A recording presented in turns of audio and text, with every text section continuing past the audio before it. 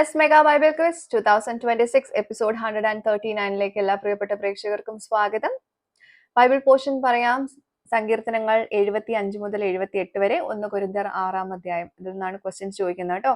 എല്ലാവരും ഓൾറെഡി വായിച്ച് മനസ്സിലാക്കിയിട്ടുണ്ടാവുമെന്ന് കരുതുന്നു. ചോദ്യത്തിലേക്ക് പോകുന്നു. ആദ്യത്തെ ക്വസ്റ്റ്യൻ, ഒരക്ഷരമുള്ള ബൈബിളിലെ ഒരു പുരുഷനാമം ഏത്? ഒരക്ഷരമുള്ള ബൈബിളിലെ ഒരു പുരുഷനാമം ഏത്? രണ്ടാമത്തെ ക്വസ്റ്റ്യൻ, എന്റെ പേരും എന്റെ മറുപേരും പാഠഭാഗത്തിലെ ഒരു സങ്കീർത്തനത്തിൽ കാണാം. സങ്കീർത്തനം ഏത്? പേരെന്തെല്ലാം?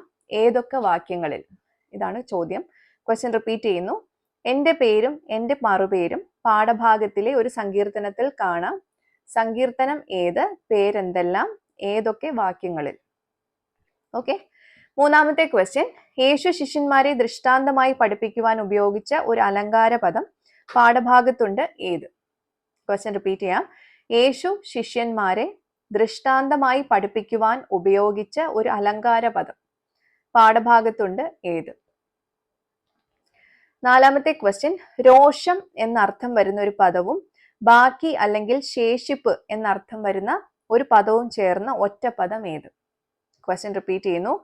രോഷം എന്നർത്ഥം വരുന്ന ഒരു പദവും ബാക്കി അല്ലെങ്കിൽ ശേഷിപ്പ് എന്നർത്ഥം വരുന്ന ഒരു പദവും ചേർന്ന ഒറ്റ പദം ഏത്?